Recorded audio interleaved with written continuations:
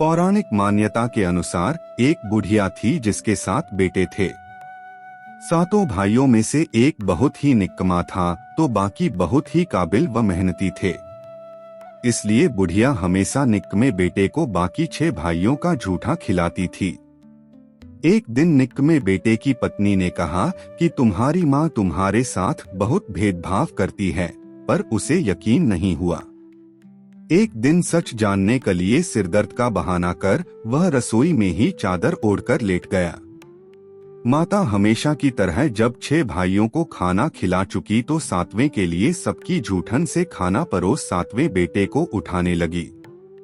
माता के इस कृत्य को देखकर उसने भोजन नहीं किया और घर छोड़कर परदेश चला गया। जब वह जाने को तैयार हुआ तो पत्नी का ख्याल आया जो पशुओं के बाड़े में गोबर के उपले बना रही थी।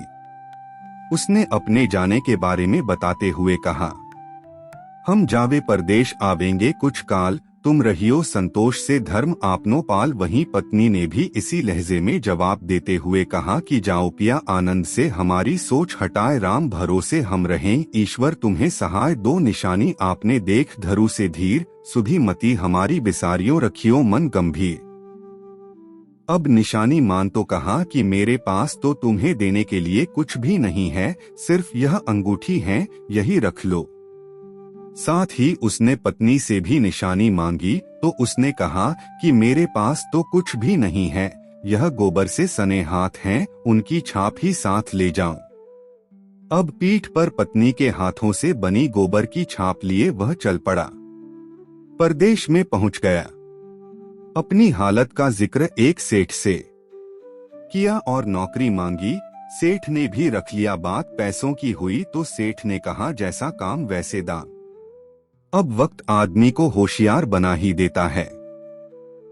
धीरे धीरे वह कामकाज में माहिर हो गया। सेठ के बाकी नौकर चाकर भी उसकी होशियारी के मुरीद होने लगे, साथ उससे कई लोग जलने भी लगे। सेठ ने भी भांप लिया कि बंदा काम का है। धीरे धीरे सेठ ने उसे अपना बही खाता संभालने का जिम्मा दे दिया और उसकी ईमानदारी से खुश होकर एक समय बाद सेठ ने उसे मुनाफे का हिस्सेदार बना लिया। उधर उसकी पत्नी की बहुत दुर्दशा हो रखी थी। उसकी सास जेठानियों ने उसका जीना हराम कर रखा था। एक तो घर का सारा काम उससे करवाती, ऊपर से खाने को भी घास-फूस की रोटी मिल जाती तो गनीमत होती। एक दिन वह पास के वन से लड़कियां लेने गई तो उसने देखा कि कुछ महिलाएं वहां कथा कह रही हैं।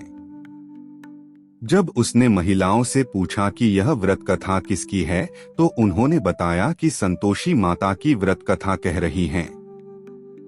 उसने पूछा कि उसे भी इस व्रत की विधि बताएं। अब उसे रास्ते में मंदिर भी दिखाई दिया। वह माता के चरणों में लेट गई और कहने लगी कि हे माँ, मैं क्या करूं, मेरा कल्याण करो माँ। माँ ने भी उसकी पुकार सुनी। वह लकड़ियों को बेचकर प्रसाद के लिए गुड़ चना लाई और शुक्रवार व्रत कथा का उपवास किया। वह व्रत कथा भी सुनी। कुछ ही दिनों में उसे पति की चिट्ठी मिली, साथ ही पैसे भी आने लगे। अब वह हर शुक्रवार को उपवास करने लगी। फिर उसने माँ से गुहार लगाई कि हे माँ, मुझे मेरे स्वामी से मिला दे।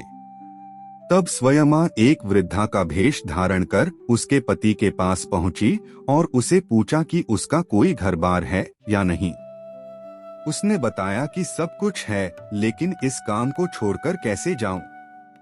तब वृद्धा ने कहा कि तुम माँ संतोषी के नाम का दिया जलाकर कल सुबह दुकान पर बैठना, शाम तक तुम्हारा सारा हिसाब किताब हो जाएगा और सामान भी बिक जाएगा। उसने ऐसा ही किया। माता के वरदान से वह शाम के समय कपड़े गहने खरीदकर अपने गांव चल दिया। उधर उसकी पत्नी नित्य की तरह माता के मंदिर में माता से बातें कर रही थी। हे माँ, मेरे स्वामी कब आएंगे? तो उसने कहा, बेटी तुम्हारे पास जो लकड़ियाँ हैं इनकी 3 गठरियाँ बना ले, एक को नदी किनारे छोड़ दो, एक को यहाँ मंदिर में और एक को अपने घर जाकर पटक कर कहना कि लो लकड़ियाँ, 2 भूसे की रोटी। माता के कहने पर उसने भी वैसा ही किया। उधर से जब उसका पति लौट रहा था तो नदी पार करते हुए ही सूखी लकड़ियां दिखाई थी। सफर से थकान हो गई थी और भूख भी लग आई थी। उसने आग जलाई और भोजन का प्रबंध किया और खा पी कर घर की ओर रवाना हुआ। जब वह घर पहुंचा तो उसने सुना कि उसकी पत्नी ने लकड़ियों का गट्ठर आंगन में पटकर कहा कि लो सासूजी, लकड़ियों का गट्ठर लो और भूसे की रोटी दो। पति ने स्वर सुना तो वह बाहर आया। अपनी पत्नी की हालत देखकर उसे बहुत दुख हुआ। अपनी माँ से पूछा कि इसकी ऐसी हालात क्यों हुई तो माँ ने कहा कि कामधाम कुछ करती नहीं, गांव भर में भटकती रहती है। पर वह अपने साथ हुए अन्याय को भी भूला नहीं था। उसने दूसरे घर की चाबी मांगी और अलग रहने लगा। अब तो माँ संतोषी की कृपा से उसके दिन बहुर गए। फिर वह शुक्रवार भी आया जिसमें माता का उद्यापन करना था। पूरी तैयार कर ली गई। उसने अपनी जेठानी के बच्चों को बुलाया, लेकिन जेठानी ने अपने बच्चों को पूरी तरह सीख देकर भेजा कि भोजन के समय खटाई मांगना। अब बच्चे भोजन के बाद खट्टी चीज के लिए जिद करने लगे तो उसने मना करते हुए माता का प्रसाद और पैसे बच्चों को दे दिए। उन्हीं पैसों से बच्चों ने खट्टी चीज खरीद ली और उसे खा लिया। इस प्रकार व्रत का उद्यापन पूरा नहीं हो पाया और मां संतोषी रुष्ट हो गई। बहू के पति को राजा के सैनिक पकड़कर ले गए। जेठ जेठानी फिर से ताने मारने लगे। लोगों को लूट लूट कर धन इकट्ठा कर लिया, अब जेल में सड़ेगा तो पता चलेगा। बहू से यह सब सहन नहीं हुआ और माँ के चरणों में जा पहुंची और कहने लगी, माँ, मुझे और मेरे पति को किस बात की सजा दे रही हो?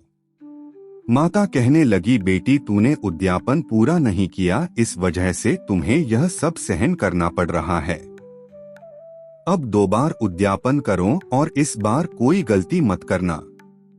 बहू का पति वापस लौट आया और अगले शुक्रवार व्रत कथा को विधिपूर्वक फिर से उद्यापन किया और इस बार कोई भी भूल नहीं की और ब्राह्मण के लड़के को बुलाकर व्रत का उद्यापन किया। इस बार पैसों की जगह फल दिए और उसका उद्यापन पूरा हुआ।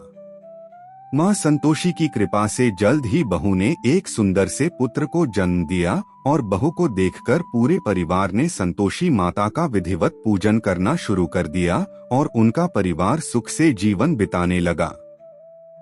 इसी तरह का और भी धार्मिक स्टोरी सुनने के लिए हमारे चैनल को सब्सक्राइब करें